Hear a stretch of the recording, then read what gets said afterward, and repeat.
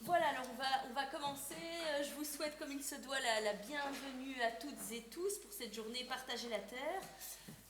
Ça me fait, et cela nous fait à tous les organisateurs, particulièrement plaisir de voir que de nombreux collègues se sont inscrits à cette journée, des invités extérieurs aussi à l'Université Saint-Louis, un peu un mélange des deux, et donc ça nous fait vraiment plaisir de vous revoir nombreux. Alors, vous savez, cette journée d'études est organisée par l'École des sciences philosophiques et religieuses. Elle est conçue vraiment comme une journée de part en part interdisciplinaire, c'est-à-dire que c'est la philosophie qui va donner le coup d'envoi, avec la conférence de Paul Guilibert que nous allons entendre dans quelques instants. La philosophie gagne aussi à mettre ses réflexions à l'épreuve des autres savoirs. Le droit sera fort à l'honneur et fort présent aujourd'hui, mais aussi les sciences sociales, politiques, l'économie, qui seront également convoquées dans la discussion. C'est en tout cas le parti pris de cette journée, je dirais le pari même de cette journée, qui a été pensé sur la base de l'expérience des journées qu'on a appelées après journée Covid, en sorte de titre raccourci, c'est-à-dire pour mémoire, ou pour ceux qui n'étaient pas là à ce moment-là, nous avions à l'école organisé 2 journées en 2021, en pleine crise pandémique, en plein, je ne sais plus dans quelle vague de confinement, quelle vague nous étions et dans quel confinement nous étions. Il y a eu 2 journées comme ça à 6 mois d'intervalle, qui ont rassemblé un maximum de collègues de l'Université Saint-Louis, qui étaient interpellés par la situation que nous étions en train de vivre à ce moment-là. Et nous nous étions demandé en quoi l'expérience du confinement, de la distanciation sociale, des règles, des normes adoptées dans l'urgence, en quoi toute cette situation exceptionnelle avait pu et allait encore bousculer nos vies et interroger nos disciplines. La question c'était quel serait le monde d'après la pandémie. Alors, on est ici dans la continuité puisque le monde d'après, ou en tout cas celui de demain, et peut-être déjà celui de maintenant urgemment, tellement cette urgence fait sentir, ce monde d'après, c'est ce que nous continuons à interroger aujourd'hui à travers un autre prisme, celui de la crise environnementale et des nombreuses responsabilités que cette crise nous impose. Pour un monde plus juste et plus respirable, il est plus que temps d'établir ce partage de la Terre, qui est la question d'aujourd'hui, partage entre nations, populations, mais aussi entre nature et civilisation, entre besoins de l'espèce et surexploitation. Alors, j'en dis pas plus sur le sujet, il revient à Quentin Landenne d'introduire en quelques phrases notre sujet. Je termine simplement par quelques petits mots de remerciement. Remerciements d'abord très chaleureux à tous les orateurs et toutes les oratrices de cette journée. Il y a Paul Guilibert qui va ouvrir le bal, si je puis dire, et qui a répondu tout de suite avec enthousiasme présent à notre appel pour mettre à l'épreuve ses travaux, ce qui n'est pas toujours forcément évident. De plus, il a bravé la grève des trains française pour venir aujourd'hui, donc je le remercie d'autant plus d'être parmi nous. Puis il y a tous nos collègues de Saint-Louis qui vont s'exprimer aujourd'hui, qui n'ont pas eu peur non plus de se prêter au jeu. Là aussi, l'exercice n'est pas toujours facile.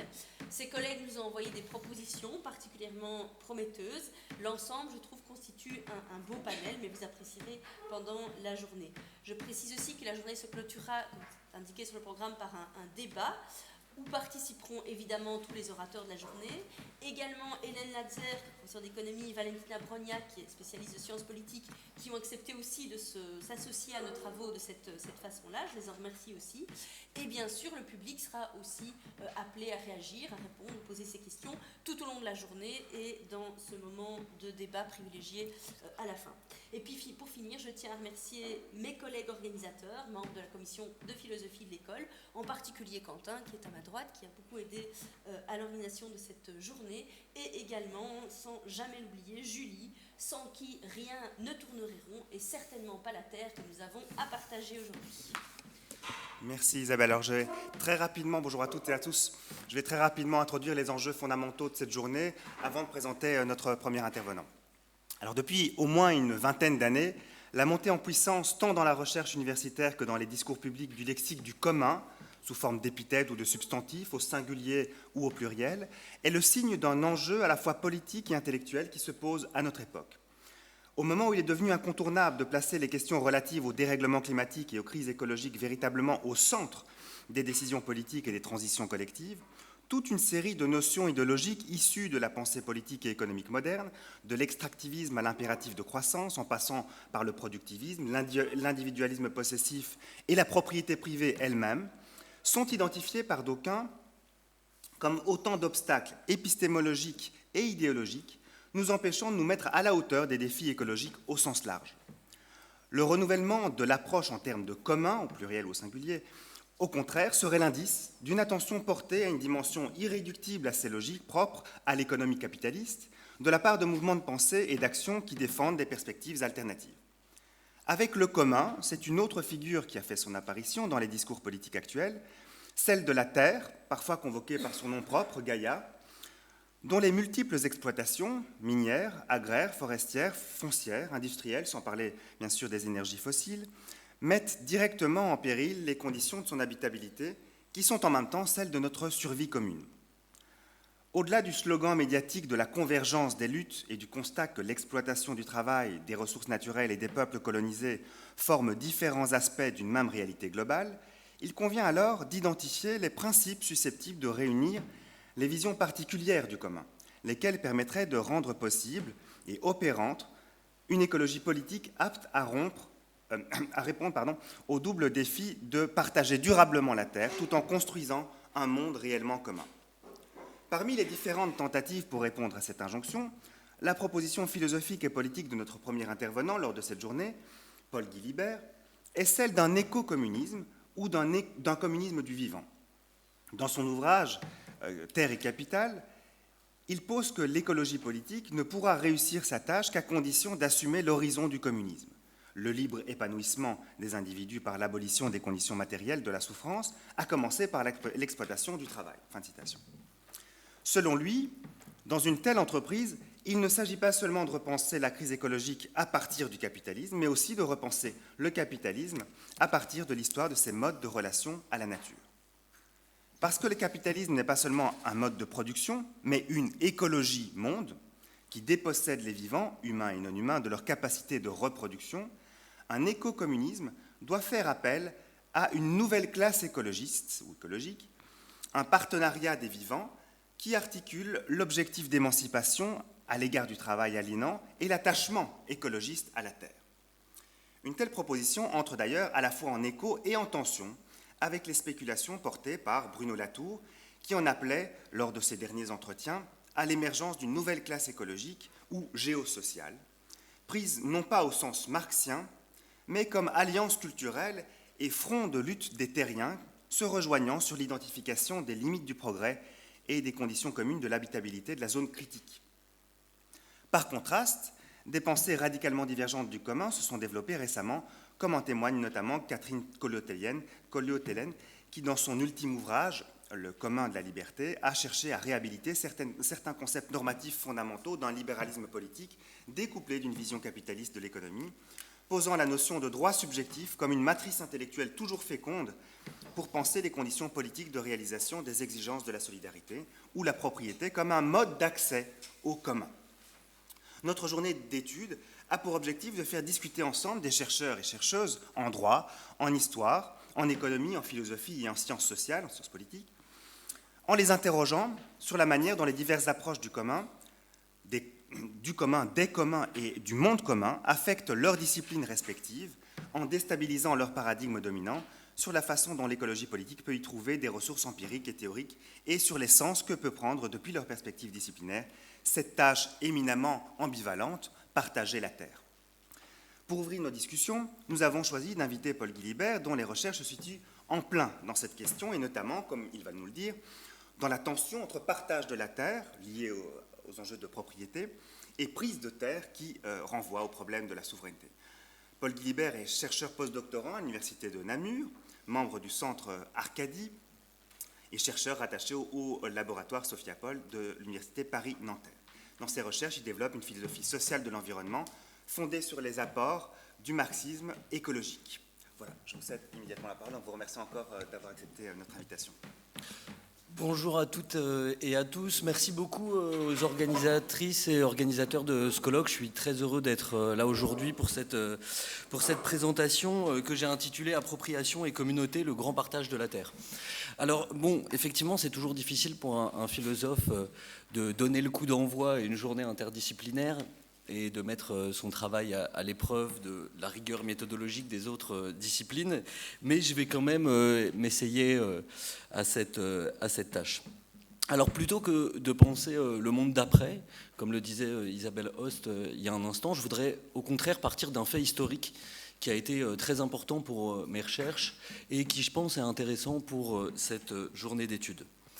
Donc essayer de voir que dans l'histoire des luttes agraires et des luttes paysannes, des luttes pour la terre, il y a peut-être des solutions qui ont déjà été envisagées pour repenser des formes de partage de la terre. C'est peut-être pas une question si nouvelle qu'il y paraît. Alors ce fait, c'est la création en août 1879 de deux organisations de populistes russes. Alors les populistes, c'est le grand mouvement socialiste du 19e siècle russe qui naît vers 1825 et qui s'arrête vers 1881. Et donc en 1879, deux organisations sont créées de la dissolution de l'organisation Terre et Liberté. La première, à droite, c'est pas très logique de l'avoir mise à droite, mais c'est comme ça, la première à droite, la volonté du peuple, Narodnaya Volia, s'engage dans une politique qu'on qualifie à l'époque de terroriste, c'est-à-dire qu'elle pratique des attentats qui vont aboutir à la mort du tsar en 1881, à l'assassinat du tsar en 1880. Le deuxième groupe, issu de la scission, il s'appelle Partage Noir, Tcherny Peredel, et ce n'est pas une organisation terroriste, mais c'est une organisation de propagande qui est composée de membres illustres de la révolution russe de 1917, comme Plekhanov, Vera Zasulich, Pavel Axelrod, Elisabeth Kovalskaya, etc., c'est-à-dire les futurs marxistes de la révolution russe. Or, il me semble que le nom de ce groupe, Partage Noir, est très intéressant pour la réflexion de cette journée. Parce que le partage noir, ça fait référence à la pratique de la redistribution périodique de la terre dans les communes rurales russes jusqu'au milieu du XIXe siècle. Alors pourquoi le noir? Parce que vous voyez sur cette photo, le noir, c'est le tchernosium, c'est-à-dire cette terre composée d'un fort taux d'humus, et donc il y a une terre particulièrement fertile qui lui donne cette couleur noire, terre qu'on retrouve à l'ouest de l'Oural jusqu'en Ukraine, qui est voilà, une terre très riche. Le partage noir, c'est donc un partage de la terre noire, partage d'une terre qui est décidée collectivement par la communauté des paysans pour une période de 12 ans en général et fondée sur une propriété commune de la terre. Alors ces communes rurales qu'on appelle Mir ou Obshchina auraient maintenu, c'est en tout cas la thèse des populistes russes et des anthropologues du XIXe siècle, pendant des siècles cette pratique de redistribution périodique afin de garantir un partage des richesses équitable et de satisfaire les besoins de toute la communauté. Pour les narodniki, pour les populistes russes, pour ces socialistes donc, dans leur ensemble, qu'ils soient révolutionnaires ou propagandistes, l'émancipation sociale du peuple russe passe par une triple stratégie. Premièrement, ça suppose la fin de l'autocratie russe par l'adoption d'une constitution démocratique. Ensuite, l'émancipation du peuple suppose la réappropriation des pratiques collectivistes des communes agraires, à commencer par le partage périodique de la terre. Et enfin, c'est la dernière voie des populistes russes, c'est la défense d'une voie spécifiquement russe vers le socialisme, qui ne passe pas par l'industrialisation capitaliste, mais par des politiques en faveur de l'autonomie de la paysannerie, donc par un droit à la terre qui la soustrait à la possibilité de son usage commercial.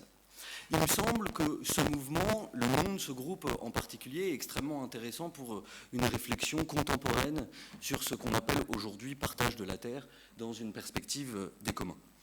Notamment parce que la littérature produite par ces groupes, mais aussi la littérature secondaire sur l'histoire de leurs idées politiques, m'a conduit à interroger la place de la propriété de la terre dans certaines philosophies de l'émancipation, non pas en contexte urbain et ouvrier, comme c'est souvent le cas, mais précisément en contexte agraire.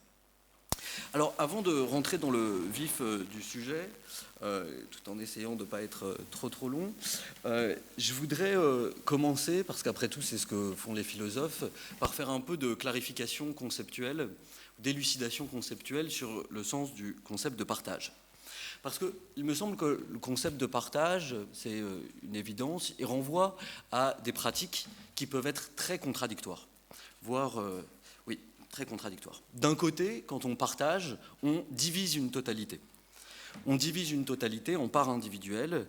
Par exemple, on peut partager la terre en parcelles ou en territoires, comme dans la magnifique enluminure de ce colloque de Noé qui partage la terre entre ses fils. Mais d'un autre côté, le partage, ça renvoie à l'inverse, au fait de prendre part à quelque chose en même temps que d'autres ou au même titre qu'eux. On peut alors partager des responsabilités, par exemple partager l'autorité parentale, ou on peut partager un butin. La division en lots particuliers suppose alors une possession ou une propriété commune. Il me semble donc que les modalités du partage, la manière dont on pense le partage, est relative au type de possession de ce qui est partagé. Alors, on peut en distinguer trois, comme ça, de manière un peu schématique. S'il n'y a pas d'attribution, s'il n'y a pas de possession qui est engagée dans le partage, il renvoie simplement à la division d'une totalité. Comme le dit le mathématicien Poincaré, un angle peut toujours être partagé en un nombre quelconque de parties égales. Il n'y a pas de propriété qui est engagée là-dedans. En deuxième sens, si une personne possède un bien en propre, si c'est son bien, et qu'elle le partage avec une ou plusieurs autres personnes, alors le partage relève d'un don, c'est-à-dire de la cession ou de l'aliénation de ce qu'elle possède. Par exemple, un enfant qui donne une partie de son goûter à d'autres enfants, on est bien là dans une forme de partage qui suppose une propriété première. Enfin, si la chose à partager est possédée collectivement, le partage est une division qui actualise par une répartition la propriété commune de la chose partagée. Dans ce cas, le partage suppose une communauté en tant qu'il réalise la communauté. Il la suppose puisqu'une communauté doit déjà exister pour que la chose soit possédée collectivement. Il la réalise parce que le partage fait exister une propriété commune qui, sans répartition, serait purement idéale ou hypothétique. En d'autres termes, l'idée de partage, c'est là-dessus que je voulais insister, n'implique pas celle de justice. Un partage peut être à la fois injuste socialement et insoutenable écologiquement. Le partage ne fait pas nécessairement advenir un monde commun, il peut même, au contraire, détruire la communauté par la division. Dès lors, et encore voilà une pratique de philosophe, à la question soulevée par cette journée d'études, quelle écologie politique pour un monde commun, il me semble qu'il faut en substituer une autre, pour commencer, une autre question préliminaire. De quel type de propriété un partage juste et soutenable de la terre est-il solidaire? Donc à quel type de propriété un partage juste et soutenable de la terre est-il solidaire? Alors, d'un point de vue méthodologique, je présente rapidement la démarche qui a été la mienne dans mes recherches et qui continue à l'être d'ailleurs. J'essaye de développer une écologie politique marxiste. Selon les anthropologues Ahmad Singh, Andrew Matthews et Niels Bobbant, auxquels j'emprunte provisoirement cette définition, l'écologie politique est un mélange interdisciplinaire d'économie politique et d'études environnementales qui prend ses racines dans l'anthropologie économique des années 1970 et dans la réflexion sur les processus de différenciation sociale. Bon, là, on voit l'impérialisme des anthropologues. Je ne sais pas s'il y a des anthropologues ici qui pensent que toute l'écologie est née en anthropologie, mais non, je plaisante évidemment. C'est vrai que l'anthropologie a joué un rôle important dans la réflexion sur l'écologie politique.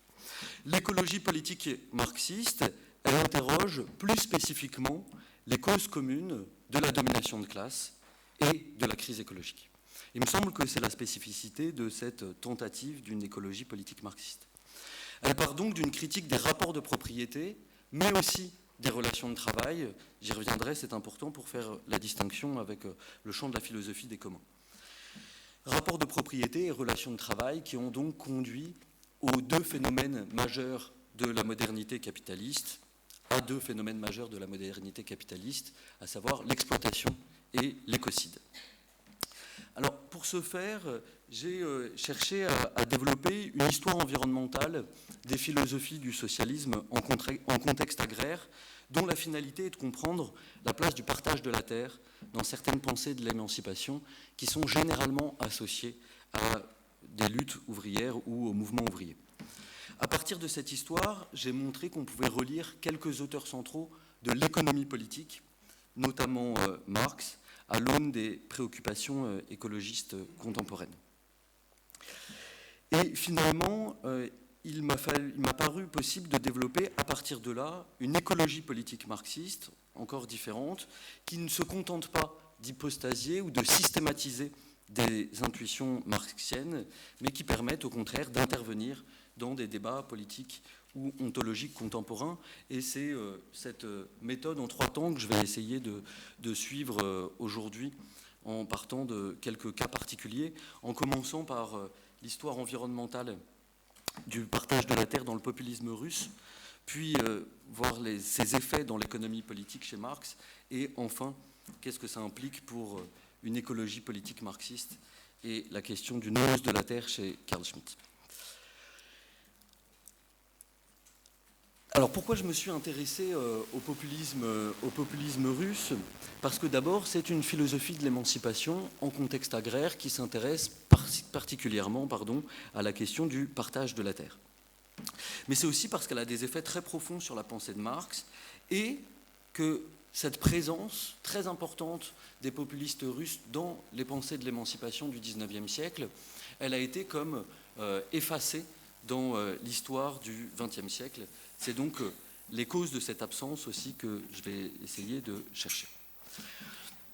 Alors, l'analyse populiste de la structure de l'État russe conduit les Narodniki à affirmer la spécificité d'un État où les institutions centrales exerçaient un joug despotique sur la paysannerie, y compris après l'abolition du servage en 1861.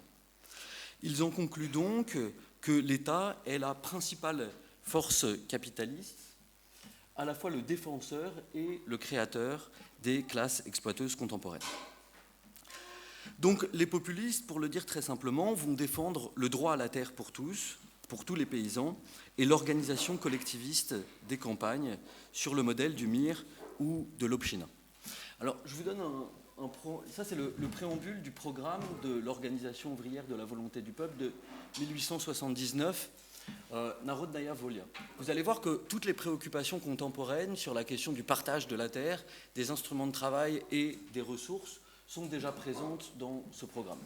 Premier point, c'est principalement les 2 premiers qui nous intéressent, la terre et les instruments de travail doivent appartenir au peuple dans son ensemble, chaque travailleur ayant le même droit d'usage que les autres.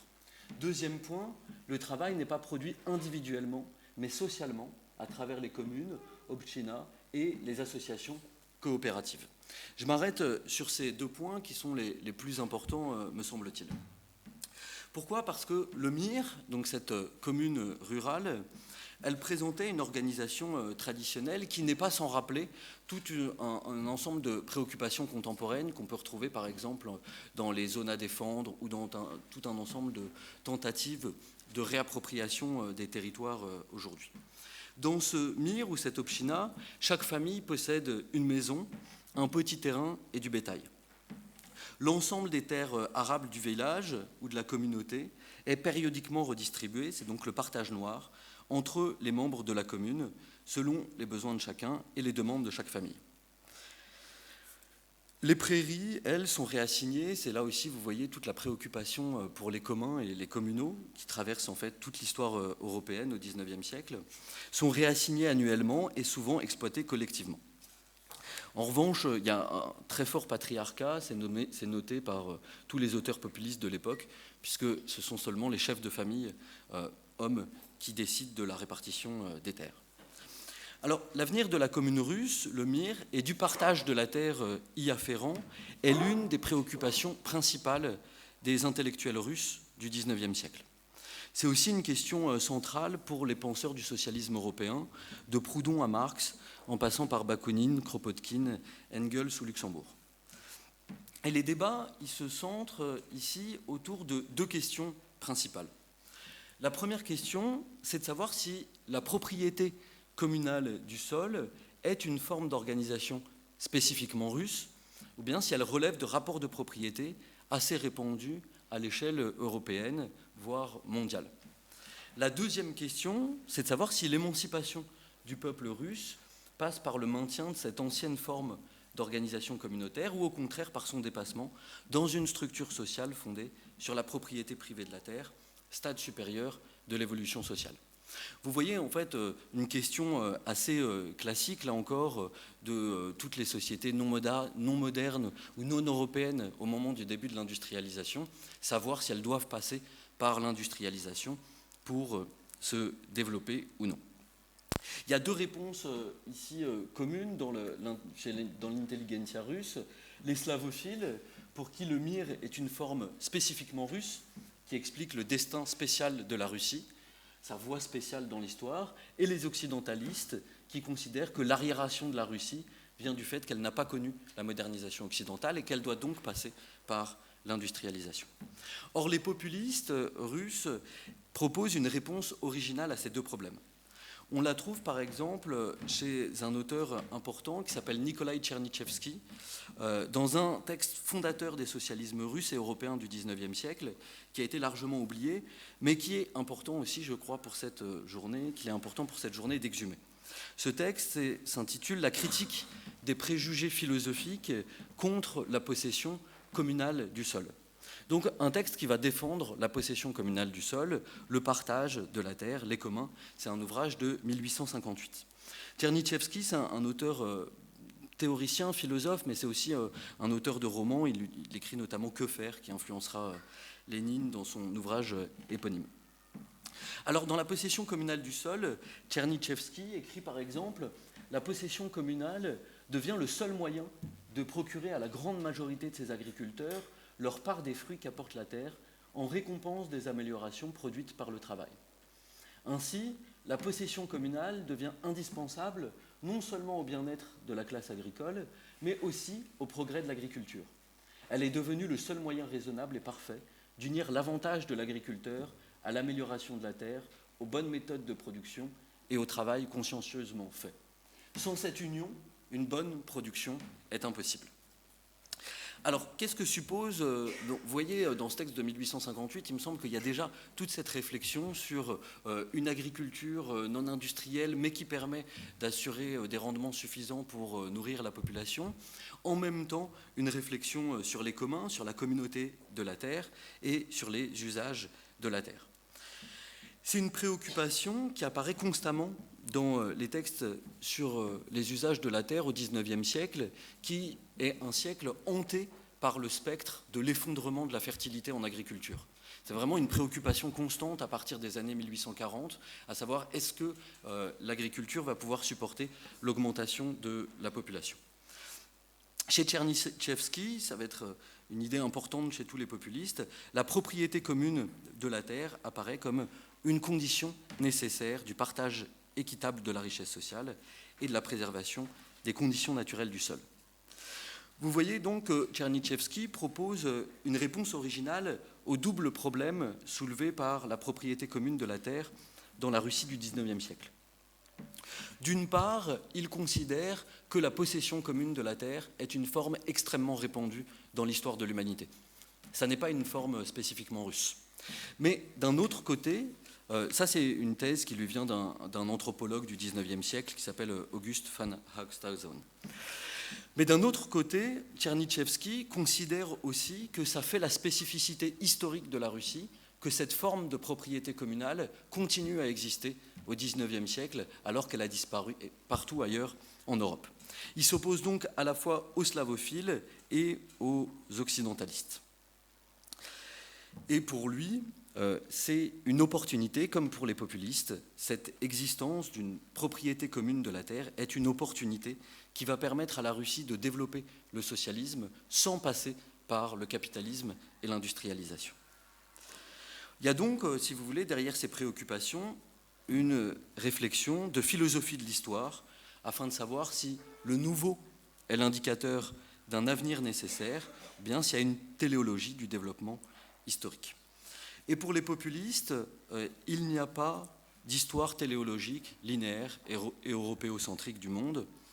Chaque formation sociale peut connaître des voies différentes en fonction des rapports de propriété de la terre qui structurent ces sociétés. Alors on voit pourquoi est-ce que cette idée, ça va être une idée extrêmement importante jusqu'à aujourd'hui chez des penseurs écologistes contemporains. Le fondateur de l'écologie économique, que vous connaissez très certainement, Juan Martinez-Allier, se réclame par exemple du narodnisme russe pour réinventer des traditions communalistes. Il écrit « L'agrarianisme écologique où le néonarodnisme est en plein essor afin de défendre l'autonomie politique et économique des paysans ».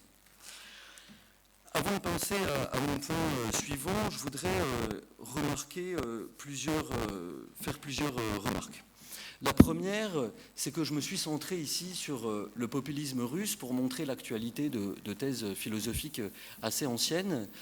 Mais cette préoccupation, elle se retrouve à ce moment-là, entre le 19e et le milieu du 20e siècle, absolument partout, dans toutes les philosophies de l'émancipation qui s'élaborent en contexte agraire. On la retrouve dans les élaborations du socialisme indigène en Amérique latine dans les années 20.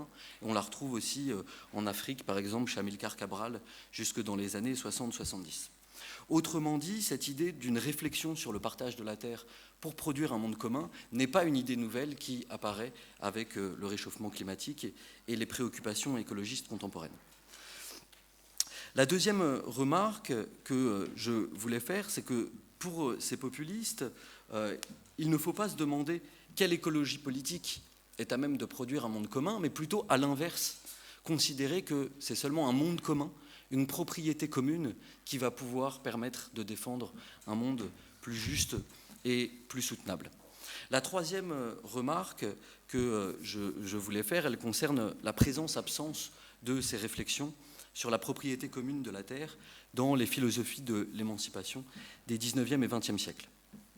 Présence parce qu'en même temps, elle anime tous les débats, on la retrouve chez Marx, on la retrouve chez tous les penseurs de la tradition marxiste, mais elle est en permanence invisibilisée.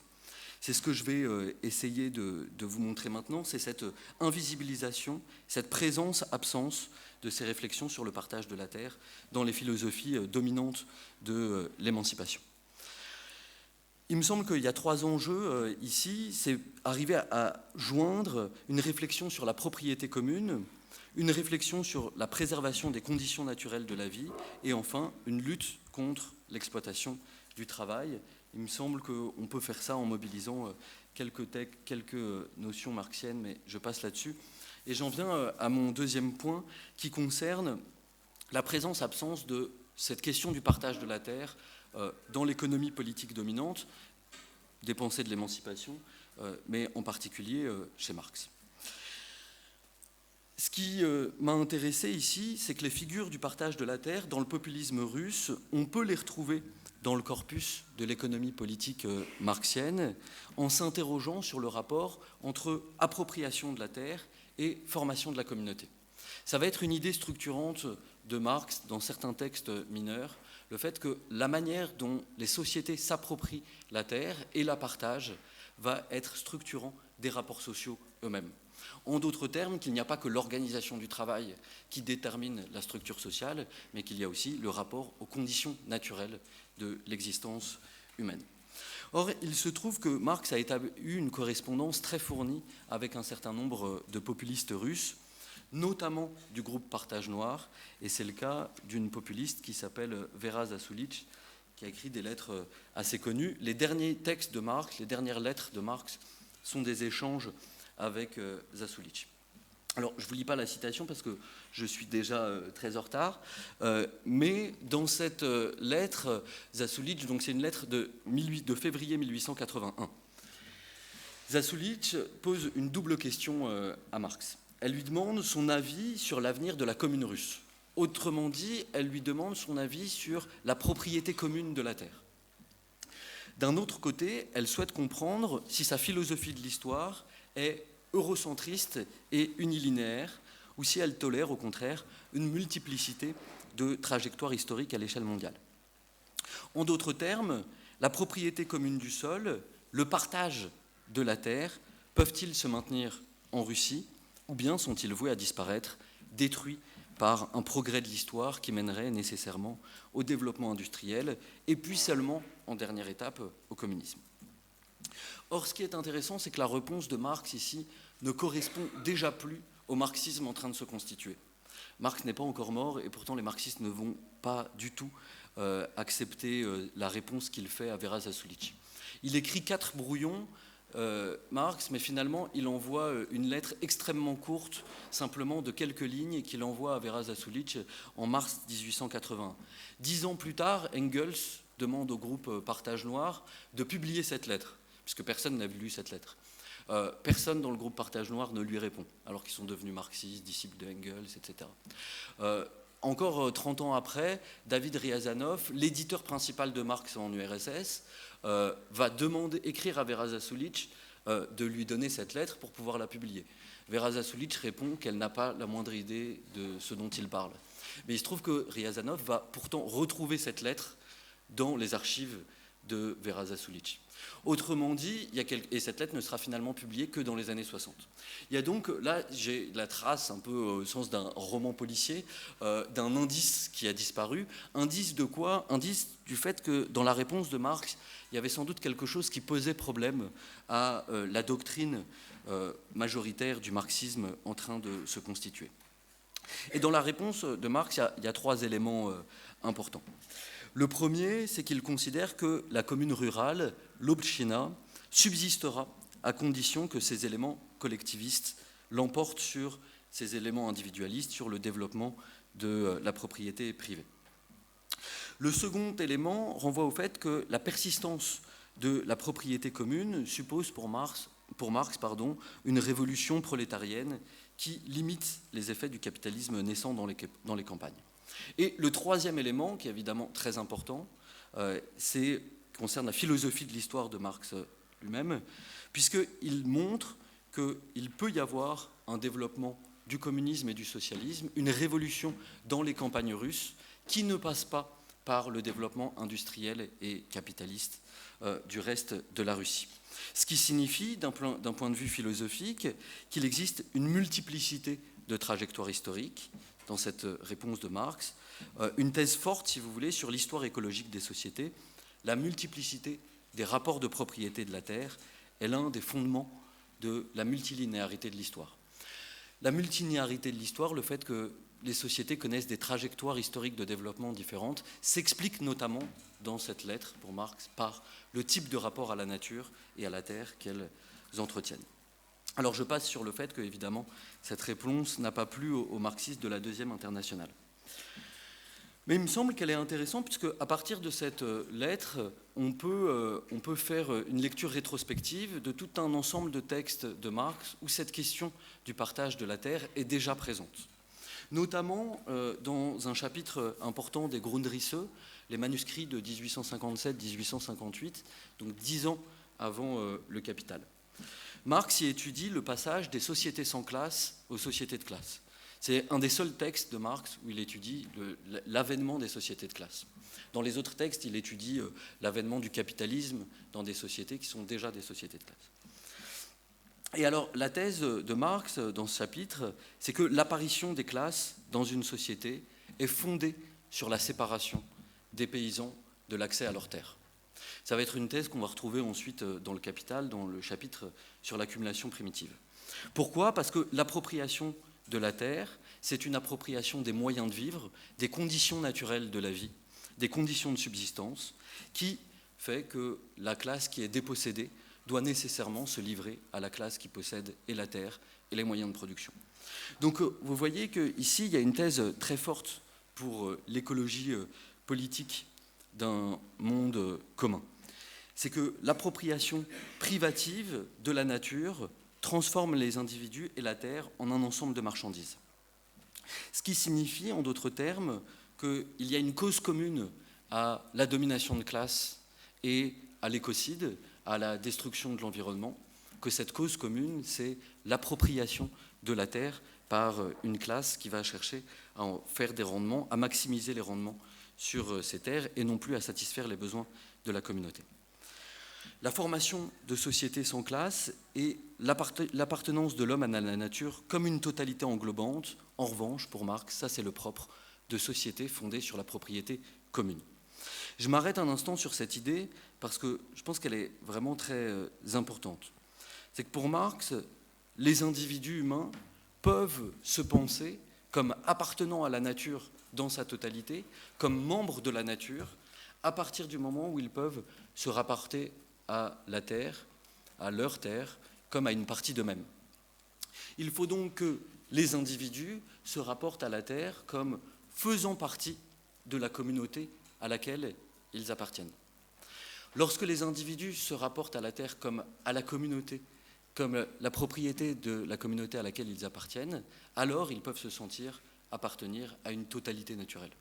À partir du moment où il y a une séparation, où il y a apparition de la propriété privée, émergent des sociétés de classe et en même temps émerge une séparation, un clivage, un dualisme, dirait-on de manière ontologique contemporaine, un dualisme entre nature et société. Donc pour Marx, c'est l'apparition de la propriété privée qui est à la fois l'origine de la domination de classe et du dualisme nature-société. Je fais juste un petit point là-dessus de critique, je vais le faire parfois, de l'écologie politique marxiste telle qu'elle se fait aujourd'hui, qui a tendance à penser que le capitalisme, la modernité, aurait inventé le dualisme nature-société. On voit qu'ici, dans ce texte de Marx, ce qui est important, c'est que c'est la propriété privée qui marque le début du dualisme. Pour Marx, à chaque moment où apparaissent des formes de propriété privée, ceux qui sont dépossédés de la terre, alors font une expérience de la nature comme quelque chose qui leur est étranger. À cet égard, il y a une phrase qui me semble très intéressante. Je vais passer vite pour avoir le temps de venir à mon dernier point, mais une phrase qui me paraît très intéressante de ce chapitre, où Marx fait une comparaison entre le langage et la terre. Par rapport à l'individu singulier, il est clair, par exemple, qu'il se rapporte à sa langue en la considérant comme sa propre langue, seulement en qualité de membre naturel d'une communauté humaine. Imaginer la langue comme produit d'un individu singulier est une absurdité, mais il en va exactement de même pour la propriété. Alors, quelle est la signification de cette analogie étrange entre langage et propriété de la terre ? Eh bien, la langue n'existe que si elle est appropriée par des individus qui la parlent et qui l'enrichissent de leurs usages. L'appropriation individuelle d'une langue, l'enfant qui se met à parler une langue, est donc la condition de l'existence sociale de la langue elle-même. A l'inverse, pour qu'un individu puisse dire d'une langue qu'elle est la sienne, il faut qu'il l'ait apprise, c'est-à-dire qu'il se soit approprié un ensemble de pratiques langagières qu'il peut mobiliser. Son existence individuelle, en tant que personne qui parle cette langue, est donc relative à l'existence sociale d'une langue qui est en droit appropriable par tous, c'est-à-dire par personne en particulier.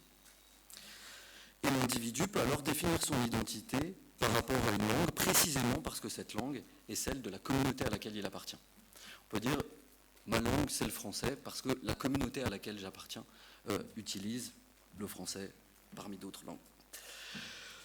Le rapport à soi-même dans la langue est donc un rapport à la communauté qui la parle.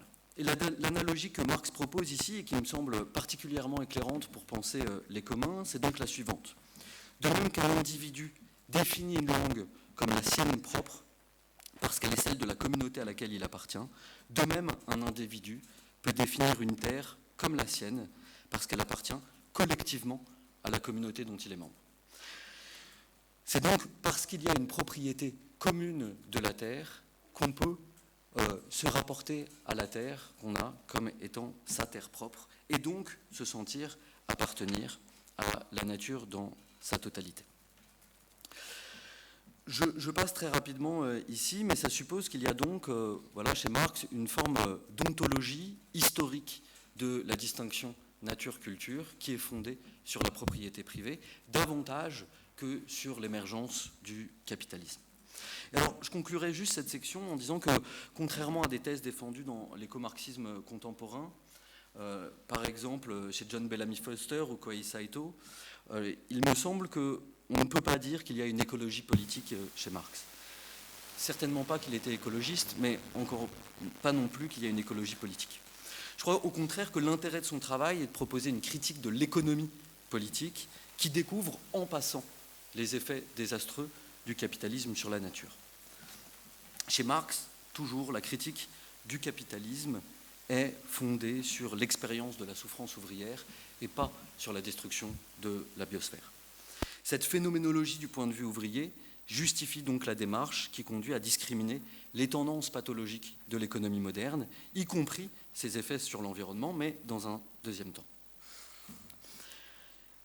Si par écologie politique, on désigne en un deuxième sens, non plus au premier sens où je l'entendais en introduction, mais si on entend par écologie politique en un deuxième sens une réflexion sur les formes de gouvernement les mieux à même de prendre soin de la biosphère, il faut en conclure que Marx n'est pas un penseur de l'écologie politique, et c'est précisément pour cette raison, plutôt que malgré elle, qu'il nous intéresse pour sa critique de la propriété et du travail.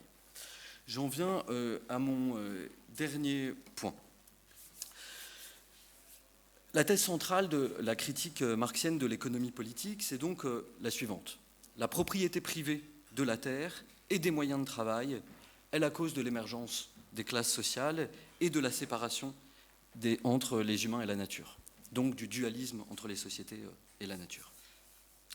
Mais à la différence des pensées des communs, dont elle est très proche, l'écologie politique marxiste garde toujours présente l'idée que la trajectoire écocidaire du capitalisme n'est pas seulement liée à des formes d'appropriation de la nature, la manière dont on possède les ressources ou la nature, mais toujours en même temps à des formes de production fondées sur l'exploitation du travail.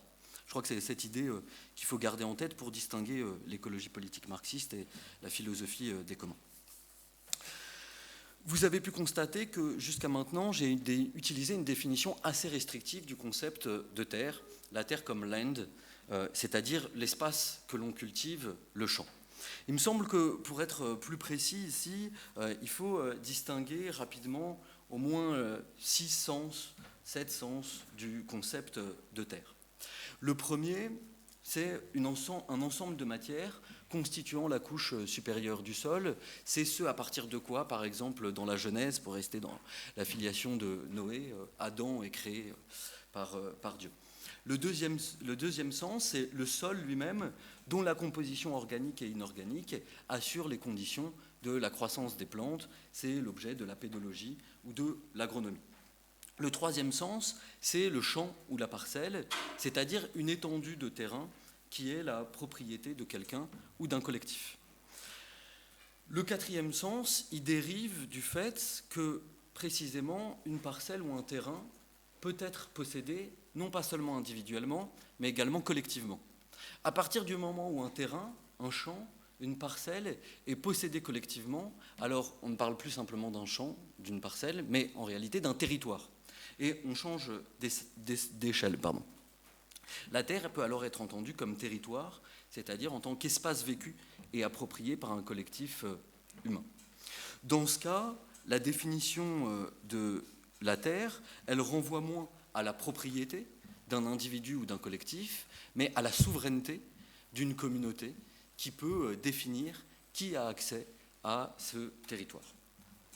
En un cinquième sens, la Terre, elle peut désigner évidemment la planète ou le globe, c'est-à-dire un système d'écosystèmes, la biosphère ou un astre.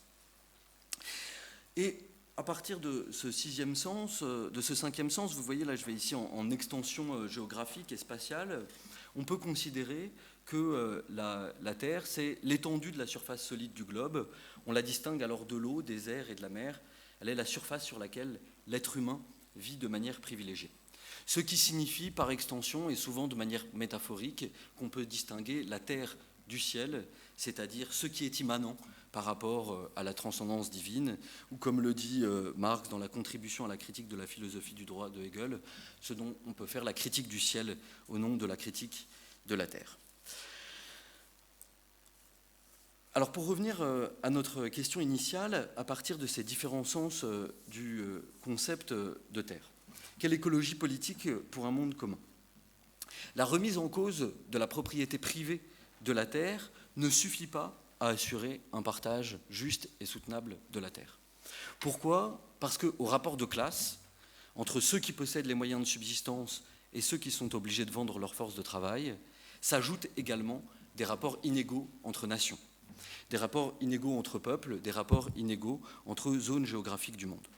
Le partage de la terre n'est donc pas seulement fondé sur la division foncière, sur la propriété, mais aussi sur une division territoriale, un système des États-nations qui définit les frontières de la souveraineté. Et il est vrai que cette question n'est initialement pas la question de Marx ni du marxisme. Le penseur de la révolution conservatrice Carl Schmitt va d'ailleurs adresser cette critique dans un texte qui s'appelle « Prendre, partager, paître », une annexe au nomos de la terre, en disant que le problème du marxisme, c'est de n'avoir jamais pensé la souveraineté, l'ordre géographique mondial, et d'avoir simplement pensé la production. Alors, dans le nomos de la terre, Carl Schmitt mène une étude approfondie des rapports entre partage de la terre et ordre juridique souverain. Il y défend que tout ordre social et politique est fondé sur une certaine occupation de l'espace. Il existerait une forme d'unité entre l'ordre juridique et l'occupation spatiale. Il écrit notamment « Le droit est terrien et se rapporte à la terre ». Alors, la territorialité du droit, chez Schmitt, renverrait à la fois à sa dimension cosmique, à la planète, à sa dimension juridique et à sa dimension naturelle. La Terre y désigne à la fois une planète, la Terre dans son ensemble, une parcelle de propriété et une matière grâce à laquelle la vie peut se développer. Ce qui fonde en dernière instance le rapport du droit à la Terre, le rapport du territoire à la souveraineté, c'est, selon Schmitt, la prise de terre. Ce concept, qui est l'un des plus problématiques de Schmitt, est aussi un des plus fondamentaux chez lui. Qu'est-ce que c'est la prise de terre ? Ça désigne, selon lui, l'acte fondateur de tout ordre politique, c'est-à-dire l'occupation d'un territoire, l'occupation d'une terre, à partir de laquelle un ordre social va se mettre en place. Si un système politique est toujours lié à un espace particulier et à une manière spécifique de s'y rapporter, Schmitt considère que c'est dans l'appropriation initiale de cet espace que réside le fondement de tout régime politique. Le nomos de la Terre désigne donc un ordre spatial fondé sur une prise de terre qui donne lieu à un partage et ouvre la possibilité de toute production dans le vocabulaire de Schmitt, qui est la pâture. Donc, prendre, partager, paître, selon la trilogie de Schmitt. Mais il est important de comprendre que ces différents actes contribuant à produire le droit à partir d'un certain rapport à la territorialité, n'ont pas tous la même importance chez Carl Schmitt. Dès lors, de la prise, du partage ou de la production, quel est l'acte le plus décisif pour la souveraineté ? Alors, Schmitt écrit la chose suivante, dans le nomos de la terre, page 84. Certes, toute prise de terre va de pair, d'une manière ou d'une autre, avec un partage de la terre et une division de la terre qu'on prend. Mais le partage n'est qu'une suite de la prise de terre. C'est déjà la conséquence et le résultat du radical title fondé vers l'extérieur et l'intérieur par la prise de terre. Vous voyez que ce qui est très intéressant dans ce que fait Schmitt ici, c'est d'inverser, problématiser radicalement la question qu'on a tendance à se poser quand on parle des communs, en considérant, quand on réfléchit à la question de la propriété ou du partage de la terre, en considérant que la question initiale est celle de la propriété, quel type de propriété pour un monde commun, alors que Schmitt inverse cette proposition en disant qu'il y a quelque chose d'encore plus fondamental qui est l'appropriation initiale d'un territoire. La prise précède le partage.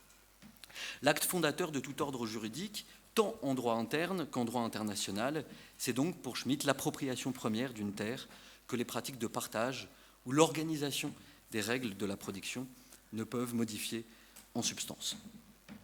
Alors, ça signifie plusieurs choses. Premièrement, que l'ensemble des normes qui fixent la distribution et la production de la richesse sociale dans une société n'est jamais que la reproduction, plus ou moins à l'identique, d'un ordre déjà fixé par la prise de terre fondatrice du nomos.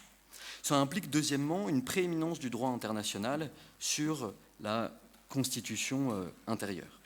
Ce ne sont pas les rapports sociaux qui organisent le type de rapport à l'espace, mais le rapport aux autres collectifs, notamment organisés par la guerre, qui déterminent le fonctionnement normal d'un groupe à l'intérieur. Toute l'égalité dérive donc de la légitimité initiale de la prise de terre, de l'occupation d'un territoire. Il faut donc bien voir qu'il y a derrière cette théorie de la préséance de la prise de la terre sur le partage de la terre une justification fondamentale de la colonisation et de l'ordre du droit moderne. Selon le droit moderne, tout État colonisateur peut, je cite Schmitt, considérer la terre coloniale qu'il a prise comme terre sans maître du point de vue de la propriété privée, du dominium, tout comme elle est terre sans maître du point de vue de l'imperium au regard du droit des gens. Voilà pourquoi il me semble que la question écologique du partage de la terre ne soulève pas que le problème économique de la propriété, mais aussi le problème politique de la souveraineté entre les nations. Chez Schmitt, les usages de la terre, la production, dérivent des rapports de souveraineté et de propriété qui eux-mêmes sont déterminés par une appropriation violente, une prise de terre initiale. Toute organisation sociale n'étant que la reproduction, avec des variations historiques, d'une violence initiale intégrée et normalisée. Bon, le problème, je vais aller très rapidement parce qu'il faudrait déjà que je conclue.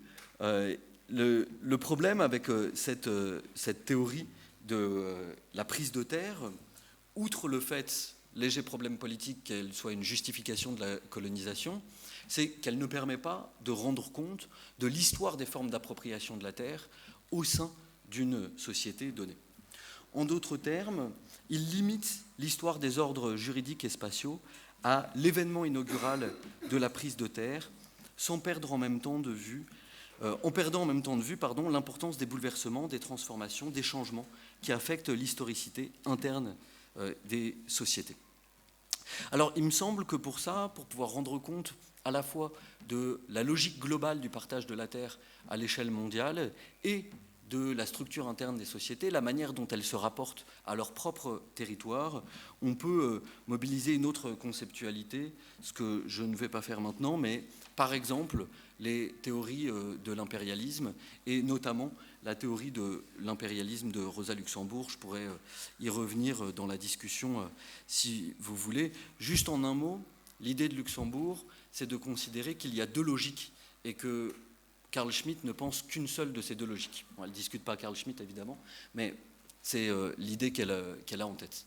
Il y a une logique politique de l'occupation des terres, la prise de terre, mais elle ne peut s'expliquer qu'à partir d'une logique économique de l'accumulation de capital, c'est-à-dire une logique de l'accroissement du règne de la marchandise, de l'augmentation du capitalisme lui-même. On ne peut pas penser, à l'époque moderne, l'une de ces deux logiques sans l'autre.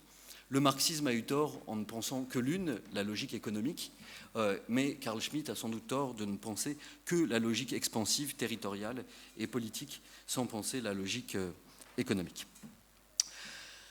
Je m'arrête sur ce point et on pourra y revenir dans la conclusion.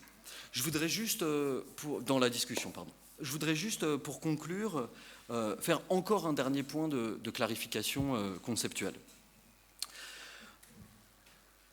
C'est sur le concept d'écologie politique qui va occuper cette journée. Alors, vous avez remarqué, j'ai commencé par définir l'écologie politique à partir de l'anthropologie de Tsing comme un champ scientifique interdisciplinaire en train de se constituer. C'est donc un champ interdisciplinaire, c'est aussi la raison pour laquelle, quand on parle d'écologie politique, il y a nécessairement différents champs qui sont mobilisés pour penser la différenciation sociale et la préservation de la biosphère. Mais il me semble qu'on peut aussi proposer une définition d'inspiration foucaldienne de l'écologie politique. À partir de naissance de la biopolitique, parce que dans naissance de la biopolitique, Foucault se demande quels sont les différents régimes de véridiction du gouvernement depuis le Moyen-Âge. Par régime de véridiction, il entend le fait que tous les gouvernements, tels qu'ils se sont constitués depuis le Moyen-Âge, se sont auto-limités au nom d'un principe transcendant, au nom d'un principe extérieur. On peut dire qu'il y a d'abord un premier régime de juridiction qui est la théologie politique, à savoir les gouvernements du Moyen-Âge qui s'auto-limitent en raison d'un pouvoir divin ou de la place de Dieu, de la place de la religion. Ça, c'est donc le premier régime de juridiction. Un second régime de juridiction qui est l'économie politique, pour Foucault, c'est-à-dire l'idée que les gouvernements vont auto-limiter leur pouvoir au nom du marché, en disant qu'il y a un certain nombre de règles de l'économie et du marché qui régissent le fonctionnement normal de l'État et de la société. Et on le sait, Foucault est à la recherche d'un régime de juridiction biopolitique, c'est-à-dire de contrôle de la vie. Mais je me demande si on ne pourrait pas, sur le modèle de ces régimes de juridiction, proposer un concept d'écologie politique qui ne renvoie plus à un champ scientifique, mais précisément à un principe d'auto-limitation du gouvernement. En d'autres termes, considérer que l'écologie politique serait la manière pour un certain nombre de gouvernements, à une époque donnée en train de se constituer, de limiter leur pouvoir au nom d'impératifs qu'ils ne peuvent pas contrôler eux-mêmes, par exemple des impératifs liés au changement climatique ou à la préservation de la biosphère. Il faut bien en faire quelque chose. Ce sont des normes qui peuvent avoir une partie, disons, transcendante ou en tout cas extérieure au pouvoir du gouvernement. Ça n'implique rien, ce régime de juridiction écologico-politique, sur le contenu de l'écologie politique. Elle peut aller de l'écologie autoritaire au nationalisme vert, en passant par un capitalisme vert, une régulation écologique de l'économie, une planification écologique ou une défense de l'autonomie des communs. Mais vous voyez bien que dans toute la variation de ces programmes de gouvernement, il y a bien une idée commune en train de se mettre en place, c'est qu'il va y avoir un certain nombre de normes extérieures au pouvoir des gouvernements, en fonction desquelles ils vont devoir régir, réguler et organiser la vie sociale. Il me semble qu'à cet égard, l'utilité de l'écologie politique comme science, c'est-à-dire le sens 1 de l'écologie politique, est moins de formuler un programme que de proposer une critique de l'écologie politique comme régime de juridiction au sens 2. Et c'est à cette tâche, me semble-t-il, qu'on peut s'atteler dans la perspective d'une critique marxiste de l'écologie politique, telle que j'ai essayé d'en présenter les grandes lignes. Alors, quelle écologie politique pour un monde commun ? Un monde commun suppose sans doute un partage égalitaire de la terre, c'est-à-dire une propriété commune, mais aussi une critique des formes de souveraineté qui organisent la multiplication des frontières et la dépossession des conditions de subsistance à l'échelle mondiale. Merci.